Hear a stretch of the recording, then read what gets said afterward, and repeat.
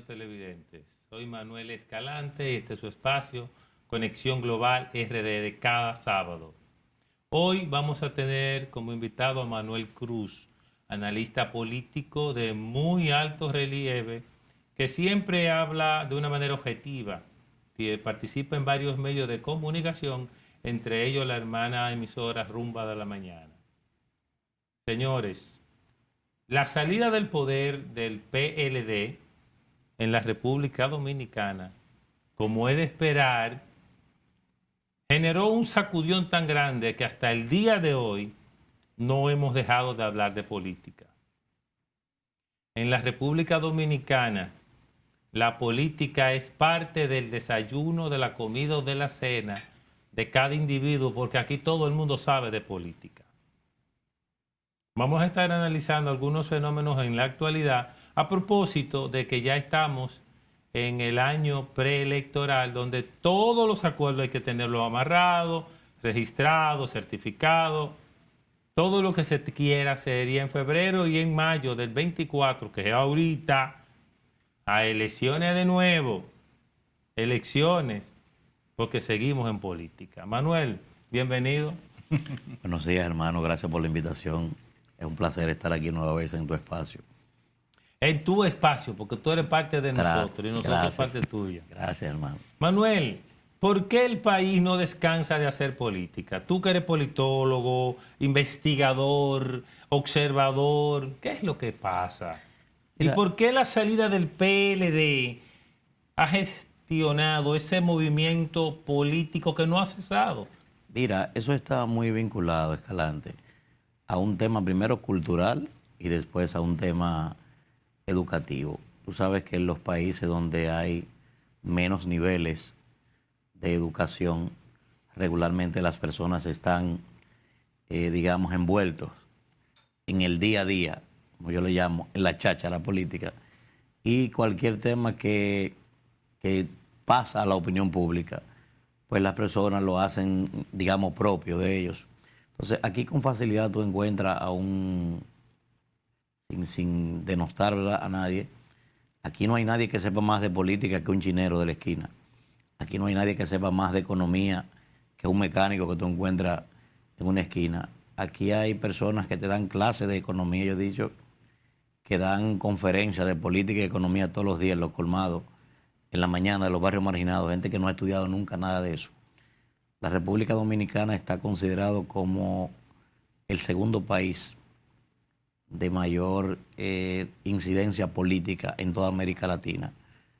O sea, aquí se habla política y aquí se trata de hablar de política. Lo que pasa es que en un 95%, las personas hablan de lo que ellos consideran que es política, pero totalmente alejado de la ciencia. Y tampoco saben qué es política. Entonces, aquí la gente, digamos, que habla del día a día, nosotros llamamos del día a día de la cháchara, de las diatribas. Es una política coloquial. Coloquial, tú sabes. Entonces, pero cuando tú le llamaba Polibio a eso, le llamaba la anaciclosis. Cuando tú, por eso yo he dicho que en República Dominicana lo que tenemos en realidad no es una democracia, sino una oclocracia. Oclocracia es el concepto perfecto que existe en República Dominicana, que encaja en el dominicano, porque el dominicano, dentro de la formalidad, va y vota, va y hace una fila y ejerce sufragio. Ahora, cuando tú le preguntas de política, para ponerlo a profundizar, yo he dicho que da cero mata cero. O sea, son muy pocos los dominicanos que profundizan de la política, y aquellos, porque hay muy buenos analistas también, lo hacen, digamos, de manera rudimentaria. Gente que no ha estado vinculado al campo de las ciencias políticas, pero que en el día a día ya la experiencia le ha hecho, digamos, una expertise de manera natural y hacen análisis político. Pero sí, el dominicano es bastante político. El tema del PLD, mira, eso tiene una explicación muy particular. El PLD se convirtió en la institución colegiada más poderosa que haya tenido toda América Latina. Yo me atrevería a decir, inclusive, por encima del PRI. O sea, nadie, absolutamente nadie. El PRI de México. El PRI de México, ¿verdad? Sí, porque aquí hay un PRI. También. Bueno, digamos, un holograma de un PRI, ¿verdad? Nadie, o sea, como organismo colegiado me estoy refiriendo, podrá decir, bueno, Trujillo tenía más poder que el PLD, Balaguer tenía más poder que el PLD. Ahora, institución colegiada. Poder democrático. Exacto. Institución colegiada como ese comité político no lo ha tenido nadie, América Latina completa. Entonces, al haber acumulado tanto poder, evidentemente que Roma no se cayó en un día, ni se construyó tampoco en un día. Entonces, como el PLD salió y tiene vocación de poder, sus equipos, sus miembros se han quedado gravitando en el escenario porque ya el PLD, sea de manera positiva o negativa, es parte del pueblo dominicano, o sea, una realidad que está ahí. Entonces, como ellos están equivocados, ¿verdad? En un sentido, ellos están convencidos de que como tienen vocación de poder, que como acumularon tanto poder y han analizado su salida del mismo por circunstancias muy especiales, o sea, ellos creen que salieron del poder de manera fortuita. Ellos, Sí. ¿Tú entiendes que ellos no han chocado con su realidad aún? Claro que no. Ellos siguen convencidos que simplemente perdieron las elecciones. A mí me parece que Ellos no han quizás, profundizado en las razones reales. a mí me parece que quizás ellos saben de manera individual. Ahora, en ningún momento ese partido ha profundizado en las causas que propiciaron que ellos salieran del poder. Y yo he dicho que cuando tú no tienes definido cuáles son tus virtudes y tus defectos, no hay espacio, por lo menos inmediato, para tú corregir tu situación. Entonces, el PLD está llamado a una dinámica que es natural en todos los partidos políticos. Tú te vas a México, por ejemplo, y el PRI de México, que estamos hablando de un partido que gobernó 71 años en forma consecutiva, hoy tiene letreros colocados en las paredes que le dice a la gente, permítanme ganarme su confianza nuevamente. Oye bien lo que te estoy diciendo. Entonces, evidentemente que un partido que acumula tanto poder, cuando sale así de manera abrupta, tiene que cursar un ciclo de recuperación. El PLD está convencido, o algunos de ellos están convencidos, de que ellos pueden volar ese proceso de recomposición y volver al poder de manera súbita. Yo veo eso casi imposible. Yo he dicho, me parece que de la única forma que el PLD va a volver al poder de manera inmediata, si vuelve, ¿verdad?, es de la misma forma en la que salió. Salió con un descrédito generalizado, en el que prácticamente 3/4 partes de la población se puso de acuerdo para salir de ello. Cuando el gobierno de turno, sea este o el que viniese, el que fuera, llegue a esa situación, entonces la gente, pienso que se va a acordar del PLD nueva vez como opción de poder. Pero desde tu punto de vista, parecería que ellos no han hecho un razonamiento profundo, profeso, por lo menos entre ellos, sino que ellos cada uno se han hecho el loco en un país donde todo es posible. No todos. Mira, yo he conversado con gente del PLD muy consciente que me han confesado, obviamente, dentro del campo privado. Me han dicho, mira, yo estoy convencido de que el PLD tiene que cursar un ciclo de recomposición. El éxito nuestro debe estar enfocado en que ese ciclo sea lo más corto posible. Pero no es que no va a tener que cursar ese proceso. Y no podría estar pasando, Manuel, que ellos, a propósito de lo que saben y de lo que han vivido, estén gravitando para negociar, por ejemplo, ciertos niveles de impunidad con la presente gobernanza que entendemos podría reelegirse. Mira, nosotros, tú sabes que tú me has escuchado en diferentes momentos. Tengo mi posición muy definida respecto a un grupo de personas allí que yo pienso que deben explicar muchas cosas al país.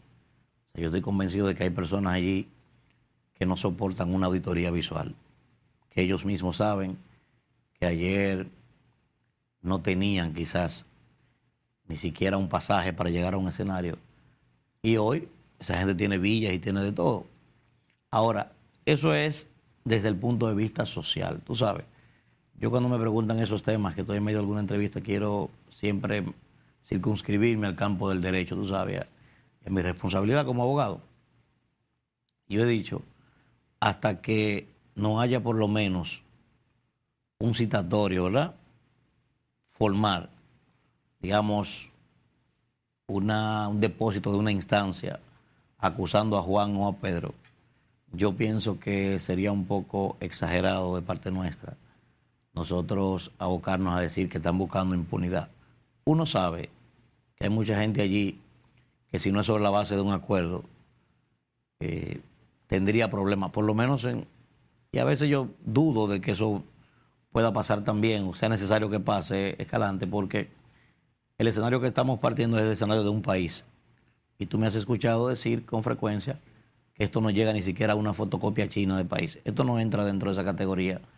Y por esa razón mucha gente que sabe que esto no llega a eso, no tiene ni siquiera la necesidad de hacer acuerdos para buscar impunidad ni para buscar nada, porque sabe que lo que hacen es que, yo lo he dicho, desde Santana para acá, salvo las honrosas excepciones, los gobiernos que hemos tenido lo que han hecho es pasarse la patecabra y el foco, el que viene saliendo, se la pasa al otro. Mira, para que haga tu diligencia, salvo obviamente las honrosas excepciones que sí hemos tenido.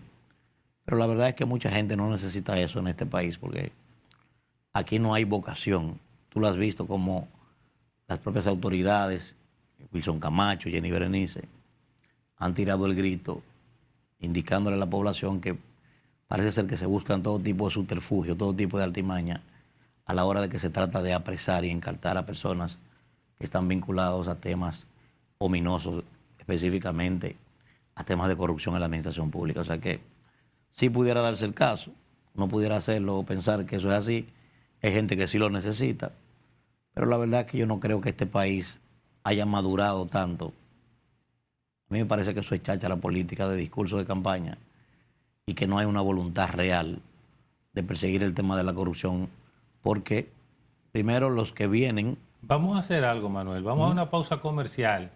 Y cuando volvamos, yo quiero que tú nos digas por qué entiendes que hay esa cháchara con el tema de la corrupción.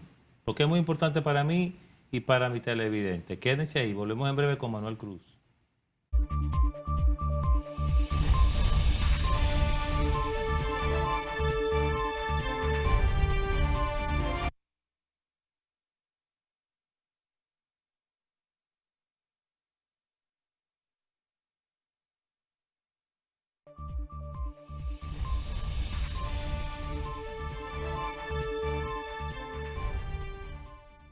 En el manejo de la corrupción en la República Dominicana es una cháchara, un relajo.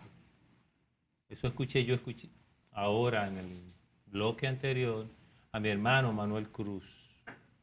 Y que salga de él, para mí tiene mucho valor. Manuel, ¿por qué tú opinas así? Mira, el doctor Hugo Mancilla, que es un experto politólogo boliviano, dice que uno de los problemas fundamentales que tiene América Latina es que en el siglo XXI hemos arribado a un crecimiento ornamental de la política, a un desarrollo ornamental. Él explica, hoy tenemos edificios que son bellísimos, leyes que son modernas, instituciones que son del siglo XXI, como los tribunales constitucionales, superior electoral, etc. La alta corte. Él dice, ahora, eso vive en franca simbiosis con prácticas políticas que son decimonónicas. Prehistóricas.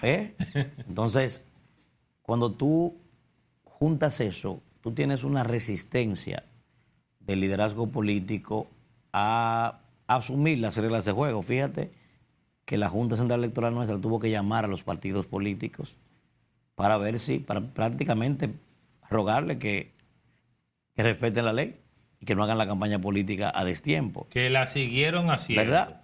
Porque todo lo que se ha hecho es campaña, independientemente de que la disfracemos. Todo lo contrario, ha profundizado. Porque si tú te fijas, increíblemente, el señor Abel Martínez, que es la novedad del proceso, pues su novedad, ¿verdad?, ha iniciado con llenar el país entero de vallas, cuando la campaña electoral o la pre-campaña oficialmente va a abrir en el mes de junio. Entonces, te decía de eso para que se entienda el por qué tenemos esa dinámica. Mira, yo digo que es una farsa por lo siguiente, por dos razones fundamentales. Primero, por el tipo de financiamiento de campañas que tenemos en el país. Ahí arranca la corrupción de este país. Y segundo, porque los políticos se resisten a abaratar el costo de las campañas electorales. Yo he propuesto diferentes fórmulas, pero me parece que el camino más idóneo para abaratar las campañas electorales es la creación del debate obligatorio en la República Dominicana. Cuando tú tengas debate electoral, que de hecho ya existe en la ley, es una falsa decir que la ley no obliga a nadie a ir a un debate electoral. La propia ley 1-12 que creó la Estrategia Nacional de Desarrollo, en su artículo 21 establece de manera taxativa que hay que arribar a los debates electorales en el país. Lo que pasa es que el liderazgo político no le interesa eso. No, y no le interesa, y yo lo he planteado no solamente desde el punto de vista del nivel presidencial, no, desde una regiduría. Lo que pasa es que debemos reconocer, Manuel, que aquí hay muy pocos líderes que pueden hacer un debate político. Exacto. Entonces tienen miedo porque lo que va a quedar evidenciado es la incapacidad. Entonces cuando el eje central de las campañas esté centrado en lo que tú dices, en lo que tú propones, evidentemente que habrá, de manera indefectible, una caída de ese gasto excesivo de las campañas electorales. Eso por ese lado. Y segundo, yo estoy convencido de que aquí deben incrementarse los mecanismos de fiscalización, no solamente, oye bien, para el dinero que reciben los partidos políticos. Ahí no es que está el negocio. El verdadero negocio en las campañas electorales es que reciben los candidatos de manera directa. Directa. Porque la mayoría de la gente que hace aportes a campaña va donde el capital lo vea. Eso es casi inmanejable, Manuel. No hay forma de fiscalizar eso. Entonces, ¿qué pasa? En las campañas electorales no hay aportes, Escalante, eso es una falsa. En las campañas electorales hay inversiones. Entonces, cuando tú le recibes dinero, estamos hablando de dinero lícito, ¿eh? No estamos hablando ni siquiera de la parte ilícita que uno sabe que viene a las campañas. Cuando tú te empiezas a recibir dinero, 50, 200, 300 millones de pesos de un empresario, no es verdad que una persona que ha hecho fortuna para el sustento de su familia te va a regalar 300 millones de pesos a ti, ni 100 millones de que tú eres Escalante. No, él está apostando a que tú ganes para después de eso todo el mundo sabe que él quiere la licitación, ganarla a él. Y se buscan mecanismos para que él la gane. Yo he visto pliegos de condiciones de licitación que lo único que falta es que diga, bueno, las características del suplidor que estamos buscando tiene que tener un traje azul de cuadrito, tiene que tener el individuo unos lentes puestos, una corbata roja. Lo único que le falta que le pongan es que se llame Manuel Escalante. ¿Ya? Todos los otros quedan descalificados automáticamente, porque los requisitos que establece el pliego de condiciones está diseñado única y exclusivamente para que te compren a ti. Nosotros seguimos, Manuel, ejerciendo una política completamente chatarra. Es una falsa. Que duela. Eso es una falsa, Escalante, lo que aquí pasa. Obviamente, porque hay que decirlo, se siente un aire de mejoría en esta administración. Oye bien, oye el término, mejoría. Yo no estoy diciendo que han desaparecido las cosas, no, claro que no. No creo inclusive que Luis ni ningún presidente en 4 años tenga la posibilidad de acabar con eso, porque estamos hablando de un sistema y yo siempre he dicho que el sistema está por encima de los deseos. O sea, yo te puedo decir, yo conozco de personas que le han montado campañas negativas. Oye bien, campañas negativas, groseras, única y exclusivamente porque el hombre está opuesto a que el sistema se mantenga. Hay que salir de él simplemente porque no permite que el escenario funcione de manera ordinaria. Entonces, Manuel, cuando entramos a este bloque hablábamos de esa justicia, vamos a decir, que no se ve como tan profunda, que lo que estamos viendo sobre la corrupción no va a llegar posiblemente a nada, porque incluso hay personas que deberían estar ya detenidos y posiblemente no lo están. ¿Qué es lo que tú estás viendo, Manuel? Mira, desde el primer momento yo dije, cuando empezó la perorata de que teníamos una justicia independiente o un ministerio público independiente, los ministerios públicos no son jueces. Yo dije que eso era una farsa, ¿verdad? Por llamarle así. Eso es un sofisma. Porque primero, yo puedo estar equivocado, ahora estoy convencido de que la figura de independiente no existe en ninguna parte del mundo. Lo que existe son personas que están íntimamente convencidos y íntimamente apegado a la objetividad profesional. La independencia no existe. ¿Por qué? Porque desde el mismo momento en el que tú articulas una idea, el ser humano es, digamos, rico en ideas permanentemente, no puede vivir sin eso. Ya tú estás vinculado a tu propia idea. Eso te hace perder objetividad. Eso te hace no ver el escenario completo. Porque ya tú tienes una dependencia, aún sea de ti mismo, de lo que tú crees, de lo que tú opinas. Entonces, evidentemente que probablemente esa idea tuya choque con la visión de alguien.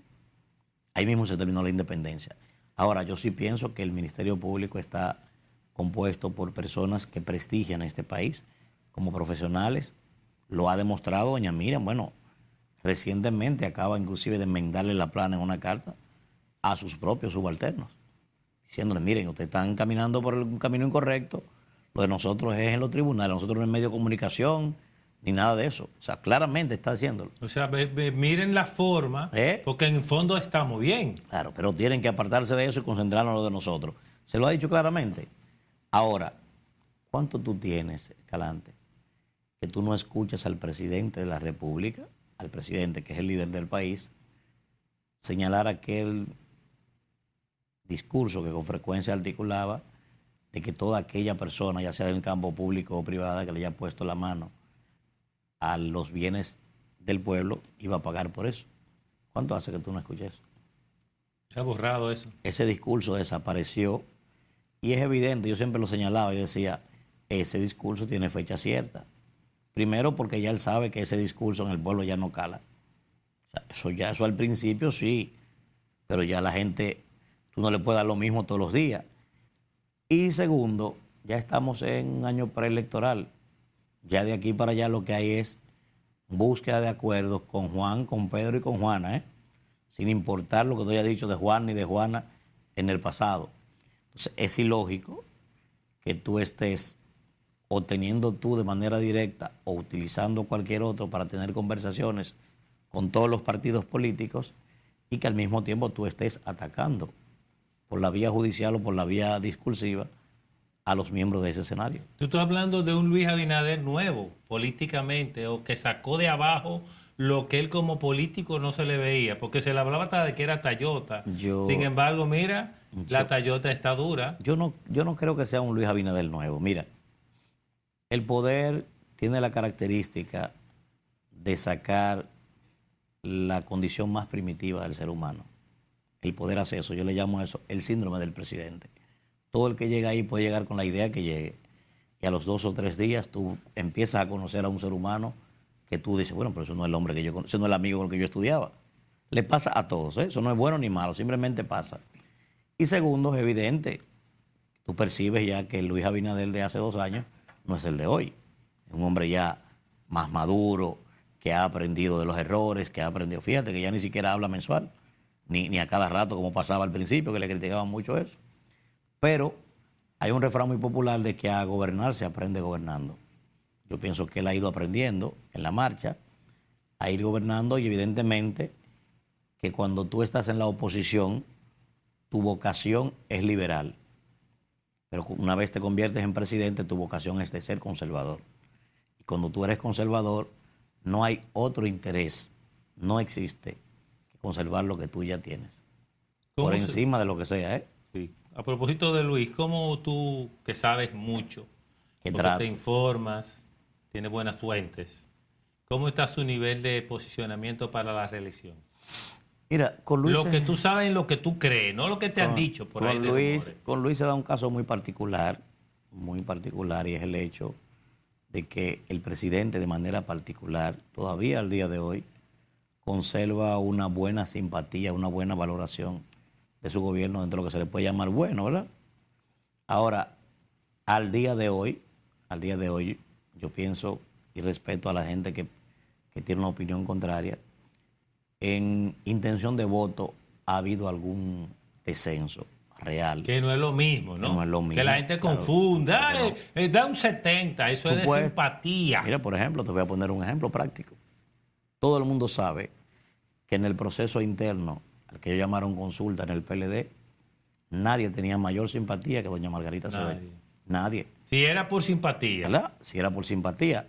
y era entendible. Primera dama 8 años, vicepresidenta 8 años, ligada al tema social en los gobiernos del PLD. Una mujer muy carismática, que le cae bien a la gente, que hace empatía cognitiva y afectiva con facilidad con el público. Pero, ¿qué faltó? Es que la simpatía necesita un ejército que pueda convertir esa simpatía en intención de votos. Entonces, cuando hay problemas ahí, tú dices, por eso que tú ves gente que es ganador de encuestas y es perdedor de elecciones. Con mucha frecuencia se da eso. Entonces, sí, el presidente de la República tiene esa característica, todavía está muy bien en términos de simpatía y sobre todo la valoración de su gobierno, de gente que no es radical. Obviamente, tú a un opositor no lo vas a escuchar nunca. Para un opositor todo está malo. Yo no lo considero así. Yo pienso que ha sido un gobierno regular. ¿Pero él está listo para ganar en primera vuelta? Bueno, al día de hoy no hay primera vuelta en este país para nadie. En el segundo, en el tercer y último bloque me va a decir por qué. Volvemos en breve.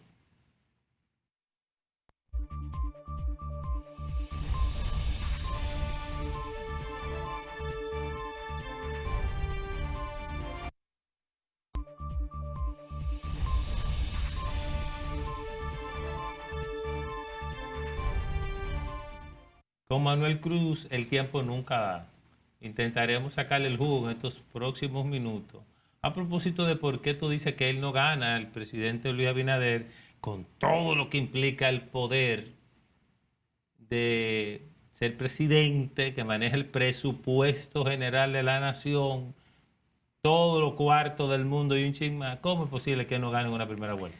Mira, yo no, corrijo, no he dicho que no gana. Lo que te he dicho es que al día de hoy, según toda la... al día de hoy, todos los estudios reflejan... Buena aclaración. Todos los estudios reflejan de que no hay un espacio de primera vuelta para nadie. No hay escenario de primera vuelta. Hoy no lo hay. Yo no sé mañana si eso pueda variar, pero hoy no existe esa posibilidad.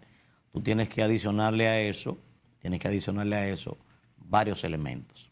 Primero, el presidente de la República llegó al poder con un nicho importante. Yo siempre he dicho que debe haber votado entre un 13 y un 14% del electorado que no pertenece a su partido. Me parece que en esa franja es donde él tiene mayores dificultades al día de hoy, que él ha perdido una gran parte de ella, ¿verdad? De gente que puso sus expectativas quizás muy altas y hoy no ha tenido coincidencia con el discurso y con lo que se ha hecho en el ejercicio del poder. El otro ingrediente importante es que tú sabes que en el proceso pasado, a partir de la división del PLD, se dio una ruptura del bipartidismo perfecto. Eso ha propiciado que hoy 3 fuerzas políticas tengan suficientemente fuerza como para evitar, todavía al día de hoy, que haya un espacio de primera vuelta. Eso hay que tomarlo en cuenta y además, ya con el PLD consolidado, digamos, medianamente consolidado, con una figura solamente corriendo y el partido, digamos, en torno a él, entonces eso ha fortalecido ya su nicho electoral de ellos, ¿no? Está un poco diezmado, pero tienen su fuerza todavía, un partido que acumuló mucho poder. Entonces eso evita hoy, según todos los estudios, un espacio de primera vuelta. Ahora, ¿qué pasa? Todavía puede pasar cualquier cosa, o sea, tú puedes, en el espacio que queda, yo no creo que se vaya a derrumbar el país, pudiera ser que vaya a poner la balanza de un lado y de otro, pero sí me refiero en términos de alianza. O sea, aquí puede perfectamente darse 2 bloques electorales, como yo creo que se va a dar al final, o perfectamente también uno de los partidos tradicionales pudiera estar apoyando también al partido de gobierno. Eso pudiera verse con mucha naturalidad. En política nada es imposible. Yo siempre pongo el ejemplo de que de los 3 enemigos más importantes que tiene Estados Unidos, uno de ellos es la Unión Soviética, o es Rusia, que era la Unión Soviética. Y a la gente se le olvida que fueron aliados en la Segunda Guerra Mundial y han estado aliados en otros escenarios. Entonces, en política puede pasar cualquier cosa, esa es la verdad. Entonces, tú me preguntabas del caso de Abel Martínez y el caso, ¿verdad?, de la Fuerza del Pueblo. Mira, la Fuerza del Pueblo tiene una característica muy particular que tú pudieras decir es una ventaja o una desventaja al mismo tiempo. Pero la verdad es que la Fuerza del Pueblo es el partido más cohesionado que hay en República Dominicana. Se percibe muy armonioso. Claro, no, está, digamos, altamente definido en torno a su líder. Por eso yo he dicho, Leonel Fernández es la Fuerza del Pueblo. Esa es la verdad. En el caso de Abel Martínez, parece que Abel Martínez tiene muchos retos por delante. Perdóname, antes de entrar a ver Martínez, yo quiero que terminemos con Leonel Fernández porque yo tengo la inquietud. Entonces, ¿qué está funcionando en la Fuerza del Pueblo? Porque qué liderazgo que no sea Leonel, además del equipo que él ya conformó, está dirigiendo a la Fuerza del Pueblo. Entonces, se habla mucho de que hay un mesianismo, que hay un caudillismo, que hay una monarquía. Entonces, ¿funciona el modelo monárquico en República Dominicana? ¿O la realidad es que las circunstancias han movido una masa hacia el leonelismo que le hace a Leonel ir más suave con sus líderes? Yo pienso que hay varios elementos que han contribuido a que la Fuerza del Pueblo esté creciendo. Primero, que la gente no toca eso, se olvida de eso, es que la Fuerza del Pueblo es un partido nuevo, pero creado por veteranos. Que saben de política. O sea, ahí no hay ningún improvisado de que se le ocurrió buscar firma para formar un partido político. No, estamos hablando de individuos que en los últimos 30 o 40 años en este país han estado dirigiendo. Estamos hablando de los hombres y mujeres que saben más de política en este país que la mayoría de políticos. Y además políticos. Personas bien formadas Sí, también. sí, O eso sea, es cierto. ese es el primer elemento. Segundo, tú tienes un líder de la dimensión del señor Leonel Fernández, que tú puedes estar de acuerdo o no con él, pero es un individuo que concita la simpatía, que mantiene todavía al día de hoy, 30 años después de su primera aparición en el escenario, mantiene un gran carisma. Y además de eso, las circunstancias en las que se ha dado, digamos, su reaparición, ¿verdad? En circunstancias adversas en este país, tú tienes una pandemia, tienes una inflación rampante, tú tienes una amenaza de recesión global. Evidentemente que un líder con las características de él despierta interés en la gente, primero porque tiene la experiencia de Estado y segundo porque de todos los líderes en el escenario que están gravitando, se percibe a él como el individuo de mayor formación y preparación para posiblemente enfrentar esos problemas. O sea, así es como lo percibe mucha gente. Y eso, obviamente, conjuntamente con el derrotero que ha pasado en el PLD, mucha gente... ¿Paró ese derrotero?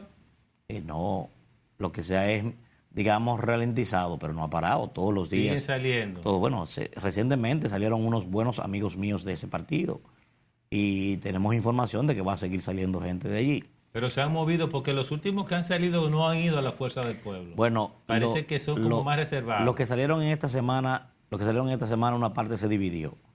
Una parte, yo tengo la información que fue a Justicia Social, del amigo Valentín, y otra parte sí va a la Fuerza del Pueblo. ¿Sabes? Yo sé de gente que ha estado en conversaciones con altos dirigentes de la Fuerza del Pueblo para amarrar su asunto, para irse. Aquí hay muchas cosas que hablar, pero hay dos cosas que yo no quiero dejar ir. Abel, se le percibe como un debilucho, y que con el perdón de Abel, porque entendemos que es un gran líder político, pero se le percibe, voy a usar una palabra más elegante, como un líder regional, no como un líder nacional. Y tú y yo sabemos que para llegar a ser presidente de este país y en cualquier parte del mundo hay que ser un líder nacional o tener un apoyo más grande que el país para lograrlo. ¿Por qué se le percibe a Abel como esa debilidad en su carrera? Mira, te decía que Abel tiene varios retos que tiene que superar. Primero, no olvides que Abel salió electo con una estructura prestada, digamos, básicamente del danilismo, o sea, no es de él que la construyó. Primer elemento. Segundo elemento, Abel está gravitando. ¿Pero esa estructura sigue respondiendo a Danilo? Una parte de ella, claro que sí, claro que sí. El otro elemento es que Abel necesita tener cohesionado por completo a ese partido, trabajando por él, y una gran parte de él o sus dirigentes máximos, una parte de ellos no puede sacar la cara. Entonces, se da la disyuntiva que él está consciente de eso y tiene que tenerlo relegado, pero al tenerlo relegado se le sientan. Pero Danilo está muy activo. Danilo sí, porque Danilo tiene otra realidad que te voy a explicar ahora. Y entonces, el tercer punto de Abel es que le pasa a muchos líderes. Mira, Abel es, como producto político, una figura de grandes posibilidades de tú manejar como consultor político. Ahora te hablo. O sea, Abel tiene el perfil que muchos candidatos no tienen. O sea, sí, individuo carismático, es la novedad del proceso, es un individuo que tú lo puedes poner a hacer promesa porque no ha sido gobierno. Al no haber estado vinculado de manera directa a los gobiernos del PLD, la administración pública, sino que fue electo todo ese tiempo, tú no tienes tampoco mucha posibilidad de vincularlo a temas de actos de corrupción porque él no estuvo ahí dirigiendo eso. O sea, Abel tiene muchas características importantes. Ahora, ¿qué percibo yo que ha estado pasando con Abel? Le hice la observación en octubre desde que él ganó la consulta.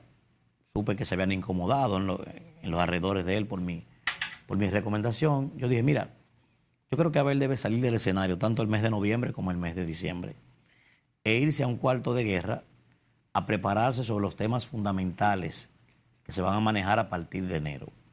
Porque a muchos líderes regionales, sobre todo como el que tú señalas, le cuesta cambiar el switch.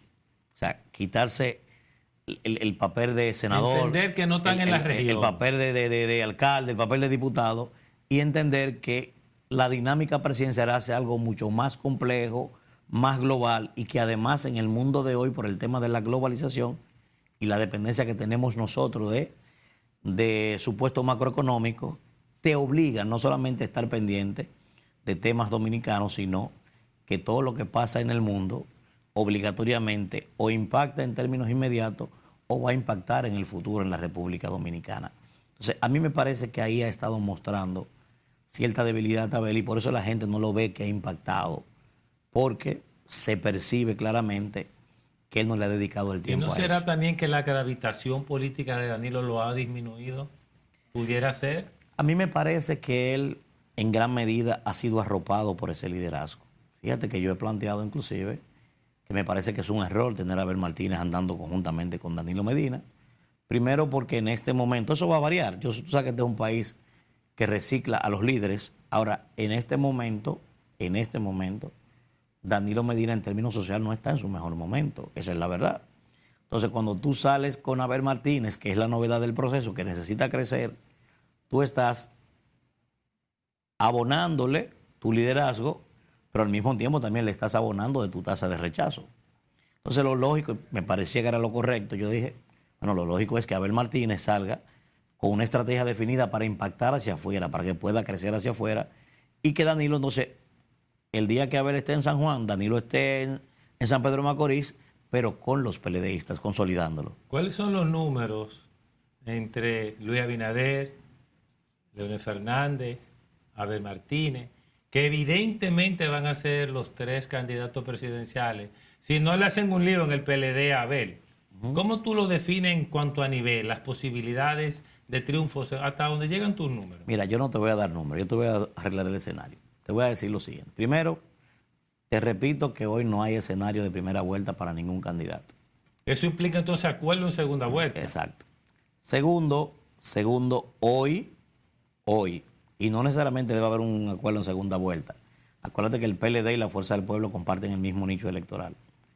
Cuando empiecen a salir las encuestas en las que la gente cree, porque encuestas hay hace 2 años, ¿verdad?, de trabajo, cuando empiecen a salir esas encuestas y reflejen si se mantiene el posicionamiento que los estudios de trabajo dicen que hay hoy, si se mantiene eso y eso sale a la luz pública, a mí me parece que habrá mucha gente que estará haciendo su amarre temprano, o del PLD o de la Fuerza del Pueblo.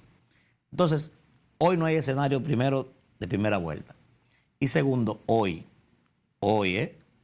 hay una polarización en el escenario político entre la posible reelección del presidente Abinader y las aspiraciones del doctor Leonel Fernández. Esa es la realidad hoy. O sea, el candidato que está más sólido es Leonel Fernández. De la oposición, sí. En la oposición. Al día de hoy, Al día de hoy. Según las informaciones y los números que tú has visto. Que uno trabaja. Yo sé que mucha gente niega eso, se resiste.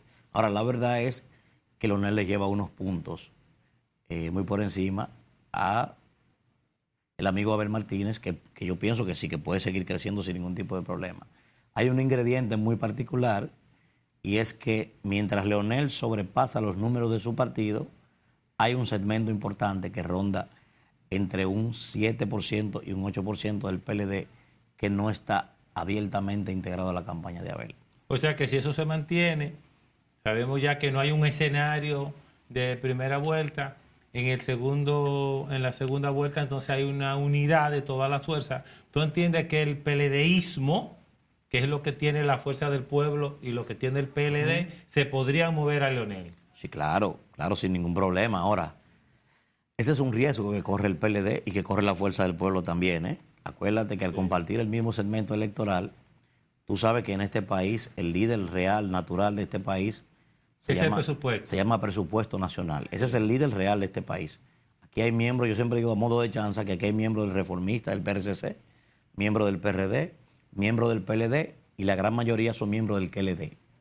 Ese es su líder real, los miembros del QLD. Entonces, si Leonel pacta con el PLD o el PLD pacta con Leonel encabezando la boleta en manera presidencial, y Leonel cumple con esa cuota y nombra a esas personas para pagar su apoyo, desde que los nombres son leonelistas. No te olvides que muchos de ellos, su líder era Leonel. Y pasaría lo mismo con la fuerza del pueblo, ¿verdad? Si la fuerza del pueblo es quien tiene que pactar con el PLD y apoyar a Abel Martínez, y Abel cumple con ese acuerdo, Leonel va a conservar un grupo de gente porque el liderazgo de Leonel, o sea, Leonel tiene otros atributos que no son solamente políticos, que le permite tener gente alrededor de él. Ahora, la mayoría se va, porque la mayoría lo que está es apegado al cobro. Aquí hay una franja electoral, Escalante, que lo que aprendió fue a cobrar. Bien. Ese es su líder, ¿eh? Con estas palabras nos vemos precisado a terminar el Conexión Global RD de hoy, agradeciendo a Manuel Cruz y a ustedes que estén con nosotros. Hasta la próxima.